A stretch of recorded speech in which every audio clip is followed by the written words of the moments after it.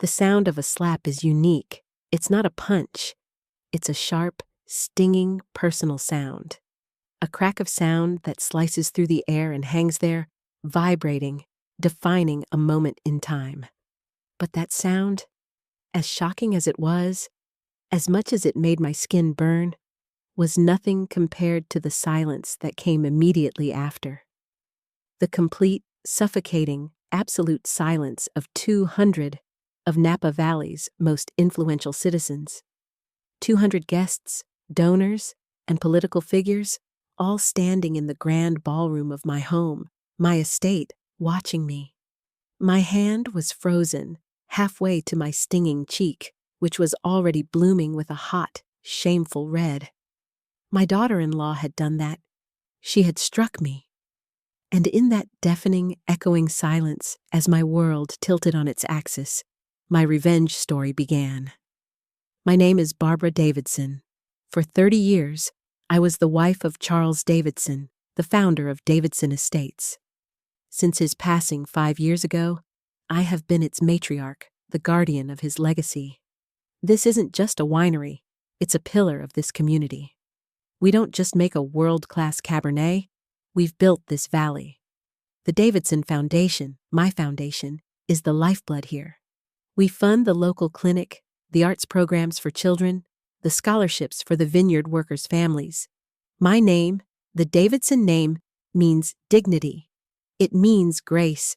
It means control. And I, Barbara Davidson, was, until that moment, the most respected woman in Napa. I am not a cruel woman, but I am a woman of standards. I believe in propriety, I believe in duty, and I believe that family, above all, must present a united front. Then, my son Kevin, my only child, brought home Chloe. He had met her in Las Vegas during a boys' weekend that I had advised against. She was not from our world. She wasn't old money or even new money. She was no money. She was a whirlwind of spray tans, blindingly white teeth, and an ambition so naked it was practically screaming.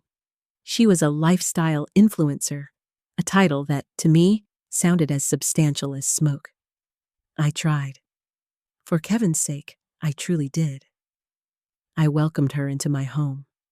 I taught her the business, the family, the expectations. But Chloe didn't want to learn our world. She wanted to conquer it. She wanted to be me, without the work, without the years, without the grace. She saw my life as a handbag to be acquired. Her spending was a hemorrhage. It wasn't just a handbag here, a vacation there. It was a constant, desperate acquisition of things. She was trying to buy the pedigree she wasn't born with, using my family's name on the credit card, using my son's adoration as a weapon. She would host pool parties at the estate without my knowledge, inviting a gaggle of her equally vacuous friends, leaving a trail of broken glass and champagne bottles by my prized rose bushes. She didn't understand that wealth here was quiet. She wanted it to be loud. The tension had been building for months. She chafed under my guidance, seeing my advice as criticism, my standards as a personal attack. She was loud in a world that values quiet. She was garish in a world that values subtlety. But she was my son's wife, and I held my tongue, for the sake of peace, for the sake of Kevin, who seemed so foolishly, blindly happy, until that night. Public humiliation is a weapon. It's designed to strip you of your power, to make you small, to reduce you to a trembling, shamed animal. If you have ever been made to feel small, if you have ever been Matt in front of the world and dreamed of the day you could reclaim your honor, please press that like button. Comment dignity down below. And subscribe to Aunt Millie's Tales. You will want to hear the rest of this. The Davidson Foundation annual gala wasn't just a party. It was the spinal cord of Napa society. It was where hospital wings were funded, where political careers were quietly launched, and where my late husband's legacy was reaffirmed year after year. It was, in short, my night. I was in the receiving line, greeting Senator Allen and his wife, discussing the new pediatric wing. "Barbara, your commitment is truly the heart of this valley," he was saying. I smiled, feeling that warm glow of purpose. And then, like a neon sign in a monastery, Chloe was there. She was wearing a dress that was a shade of neon yellow so bright it was almost violent. It was tight, it was short, and it was wildly inappropriate. She pushed past the senator's wife, a champagne flute sloshing dangerously in her hand. "Barbara," she slurred, her voice already too loud. "I need to talk to you. Now." I gave the Allens an apologetic smile. "If you'll excuse me, Senator, Mrs. Allen." "My daughter-in-law." I steered Chloe by the elbow toward the silent auction table, my fingers digging into her arm. "Chloe, this is not the time. We have guests." "No," she insisted, ripping her arm away from me. "It is the time. I just spoke to the Vogue correspondent, the one I invited, and I told her all about my new initiative." "What initiative?" A knot of dread, cold and heavy, tightened in my stomach. "I'm taking the Foundation Global," she announced, puffing out her chest. "It's so local." "It's boring. I'm going to Paris for Fashion Week. We need to fund artisanal research. It's a perfect PR opportunity for the brand." "My brand." I stared at her. The sheer, unadulterated narcissism was breathtaking. "Chloe, the foundation funds a pediatric cancer ward. It does not, and will not, fund your shopping trips to Paris. The very idea is grotesque." "Grotesque?" she hissed, her face darkening. "You're the one who's grotesque. You're an old, dried-up relic. You just don't want me to have the spotlight. You're a jealous old—" "Enough," I said, my voice low and cold, though I could feel my pulse hammering. "You are embarrassing yourself, and you are embarrassing this family. Go find your husband, get a glass of water, and behave. Or so help me, I will have security escort you out of my home." I turned to walk away. That was my mistake. I had dismissed her. I had underestimated the depths of her vulgarity. I was walking toward the terrace, hoping to find Senator Allen again. I could hear the string quartet, a soft, lovely Brahms piece. I heard her shriek my name. "Barbara!" It was not a word, it was a projectile. I turned back.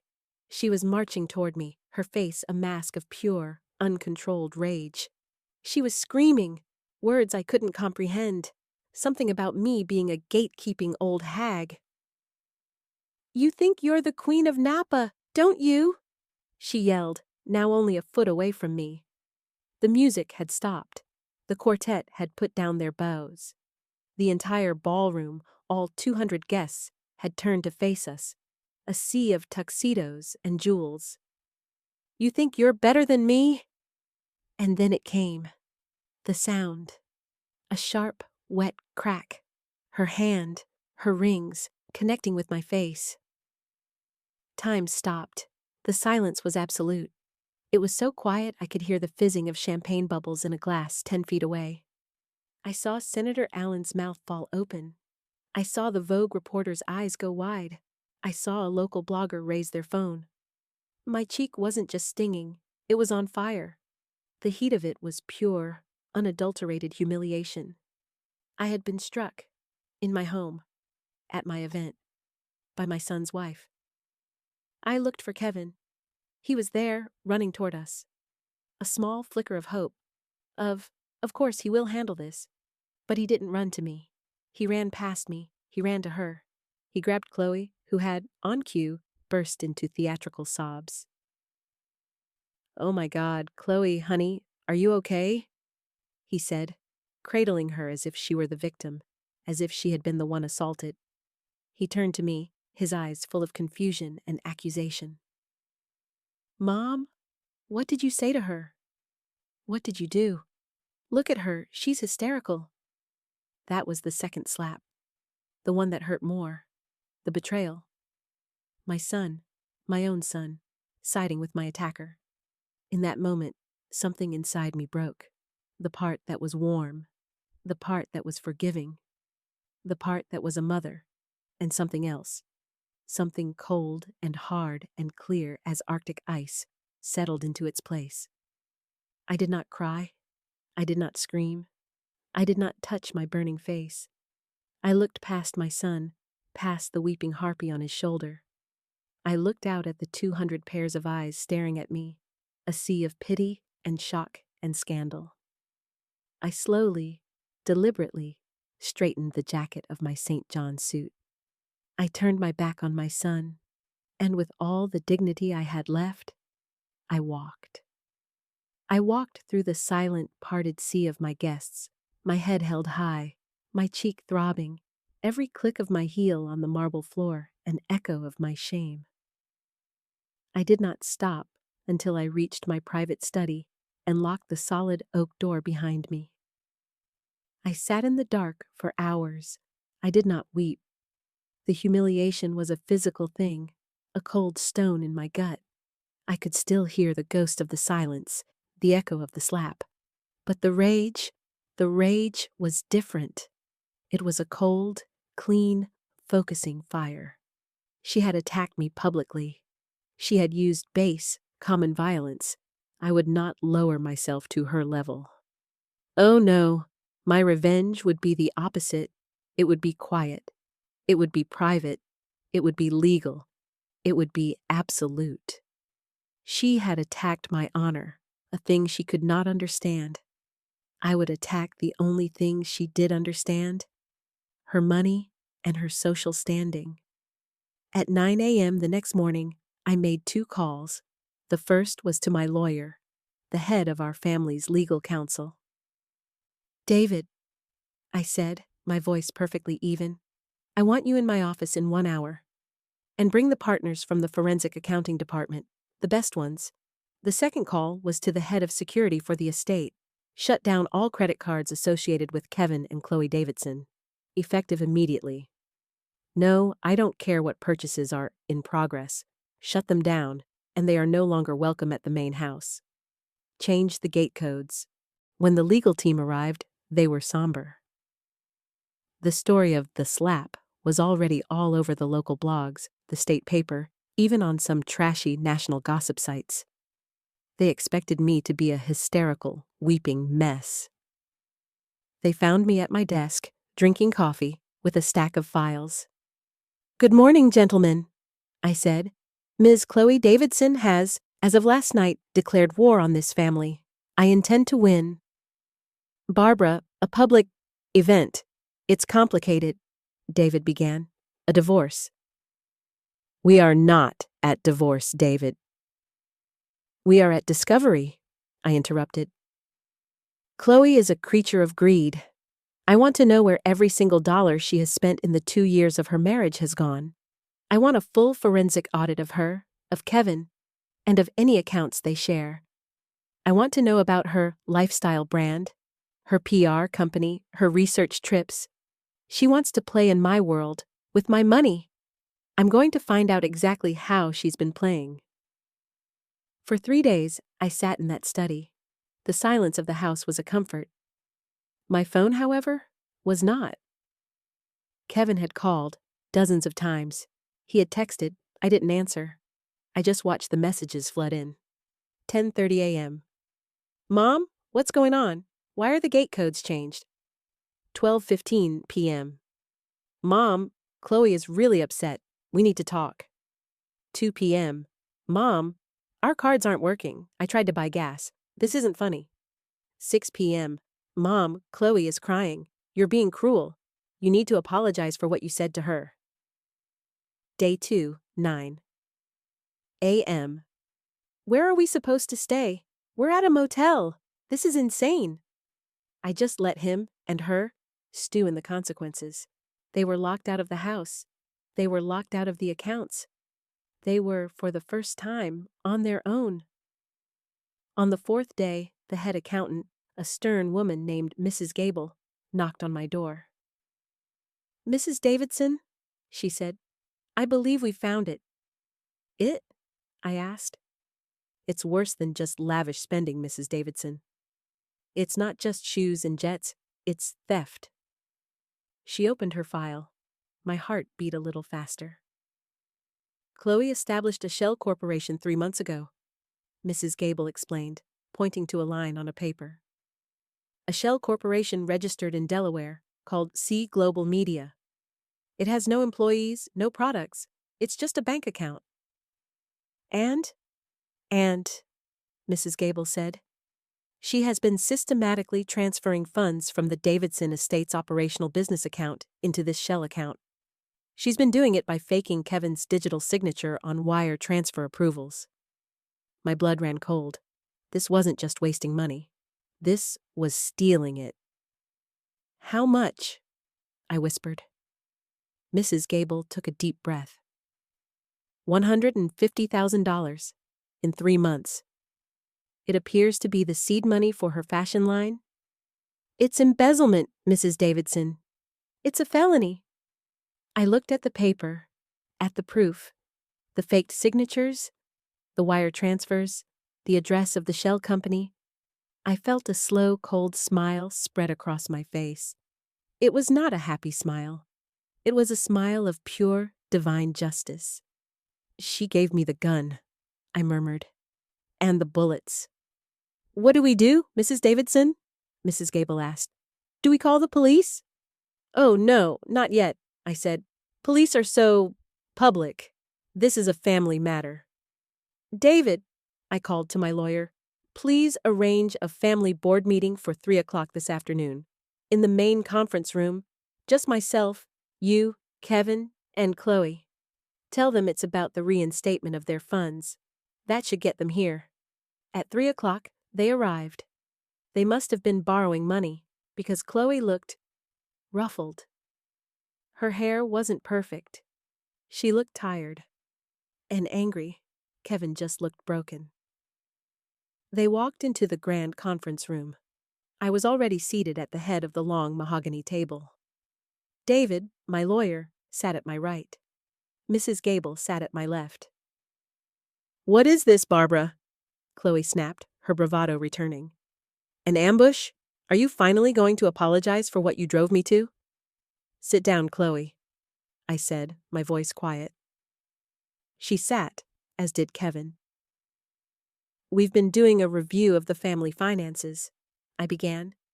As I'm sure you're aware, given your recent cash flow problems. You had no right, she spat. I am Kevin's wife. Yes, you are, I said.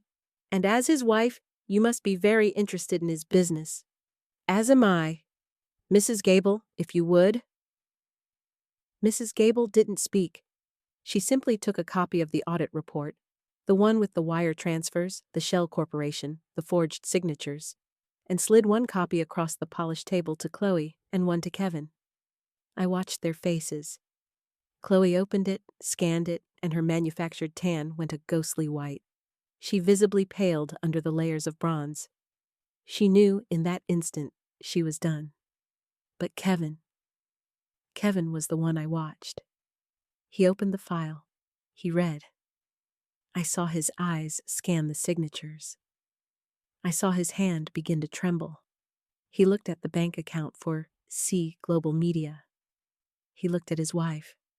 Chloe, he whispered. What is this? This is my signature. I didn't sign this.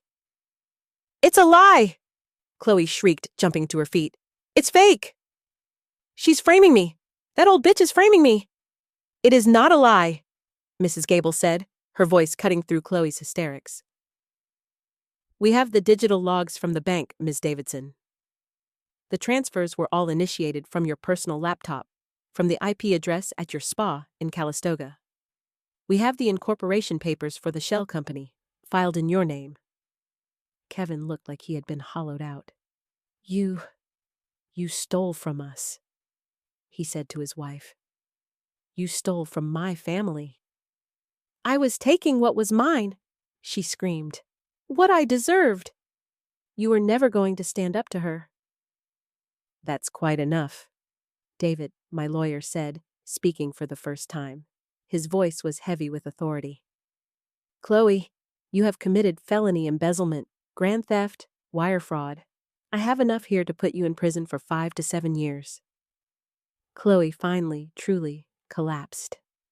She fell back into her chair, her mask of rage shattering, revealing the terrified, greedy little creature underneath. She began to sob, but this time they were real tears.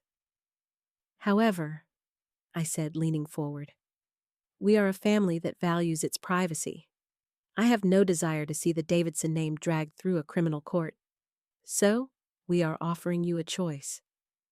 David slid another set of papers across the table. This, he said, is a divorce settlement. You will sign it here today. You will waive all present and future claims to the Davidson estate, fortune, and name. You will receive a one-time lump sum payment of $10,000, which is more than generous. You will sign a permanent binding non-disclosure agreement, and you will be on a plane out of Napa by 6 o'clock this evening. 24 hours to pack your bags and get out of California. If you do this, we will not press criminal charges. If you refuse, David will call the district attorney before you can leave this room. She stared at the papers. She looked at Kevin, her last hope. Kevin, baby, don't let them do this. Tell them you love me. My son, my broken son, finally looked up. His eyes were red, but they were cold. Colder than mine. He had seen the betrayal. He had seen the theft. He had seen the woman he married, not the one he imagined. He simply said, "Sign it, Chloe." Her world ended. I watched her, this creature of such noise and violence, become utterly small. She picked up the pen. Her hand was shaking so badly she could barely write. But she signed. She signed away her marriage. She signed away her fortune. She signed away her name. I stood up. I didn't look at Kevin. I just looked at her. The gala last week, I said, my voice very, very soft. That was my evening. The slap you gave me, that was your moment. It was loud, and it was public, and everyone saw it. I pointed to the papers she had just signed. This is my moment. It is quiet, it is private, it is permanent. You took my dignity in front of 200 people for one night. I just took your entire future with an audience of 4. Get out of my house. She didn't speak. She just walked out of the room, a ghost in a neon dress. My revenge was complete. It wasn't loud. It wasn't violent. It was just a signature. It was just a correction. It was balancing the books.